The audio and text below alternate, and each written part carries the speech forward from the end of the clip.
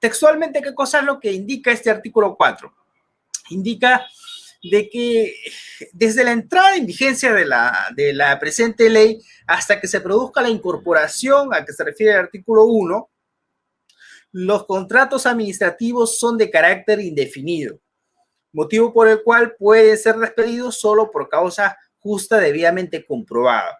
A partir de la entrada en vigencia de la presente ley, ninguna entidad del Estado podrá contratar personal a través del régimen especial de contratación administrativa de servicios, con excepción de contrataciones que se encontraran vigentes y que sean necesarias renovar a efectos de no cortar el vínculo laboral, ¿no? En la parte final detalla que quedan exceptuados de esta ley los que hayan sido contratados como CAS de confianza.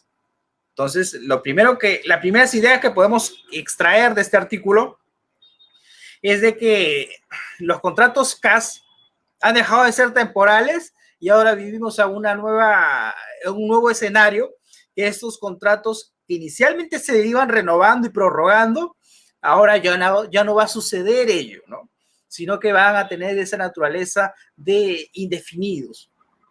Esto podría llevarnos a una idea equivocada de pensar de que todas las personas que tienen un contrato CAS tengan ese beneficio de estabilidad.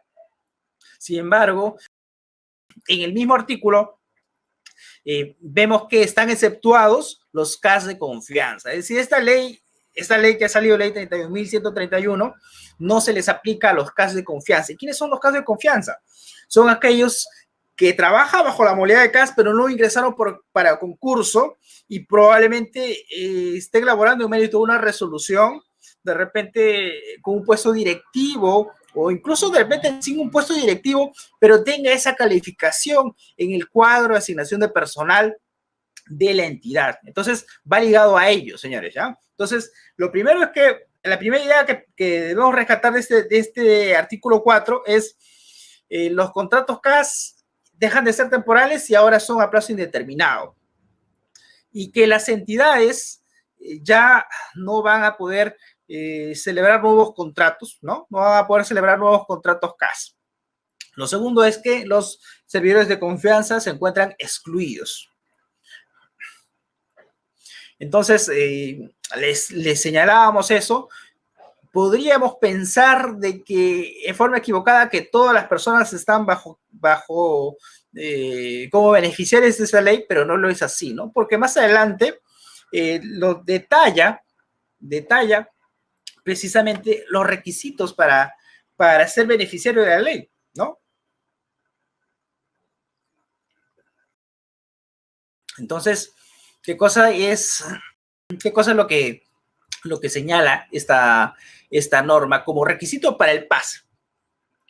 A ver, realizar labores de carácter permanente al momento de la entrada en vigencia de la presente ley. Y esto ha originado mucha duda, muchas inquietudes, porque la ley no ha definido qué cosa es labores de naturaleza permanente, ¿no? Entonces, como no ha definido, podríamos llegar a un escenario en que las entidades entiendan de que como un trabajador CAS en la actualidad no realiza labores permanentes, entonces yo como entidad podría comunicarle, ya venció tu contrato, es decir, enviarle una carta indicándole de que su contrato ya no va a ser prorrogado. Y esto precisamente esperemos de que con el reglamento pueda solucionarse y pueda de repente llegar a una situación en que se defina qué cosas son labores de naturaleza permanente y qué cosas son labores de naturaleza temporal o transitoria.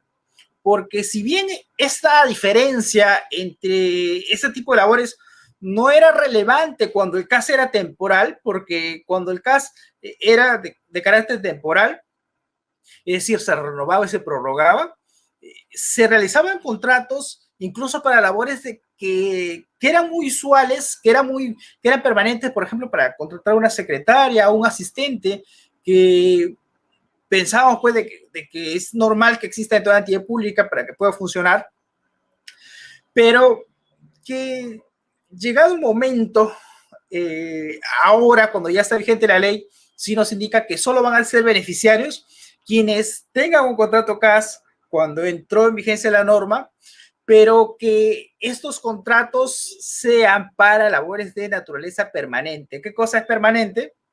Lo primero que se nos viene a la mente es aquello que no es transitorio, aquello que no es temporal, aquello que sí o sí va a seguirse dando en el transcurrir de los meses, de los años, y que va a ser necesario para que la entidad cumpla sus objetivos, los servicios que brinda, ¿no?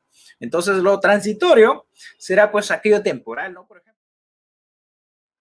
Servir publicó hace poco un listado de preguntas y respuestas indicando qué cosa era temporal y qué cosa era transitorio, y ponía un ejemplo, por ejemplo, los casos de los contratos CAS-COVID, ¿no? La pandemia no se va a presentar de repente de acá al 2022, ¿no? Y 2021 esperemos que se acabe la pandemia, pero al acabarse la pandemia se acaba la causa o el motivo que justificó que muchas personas estén laborando con un contrato CAS temporal sustentado porque se da un contexto de pandemia.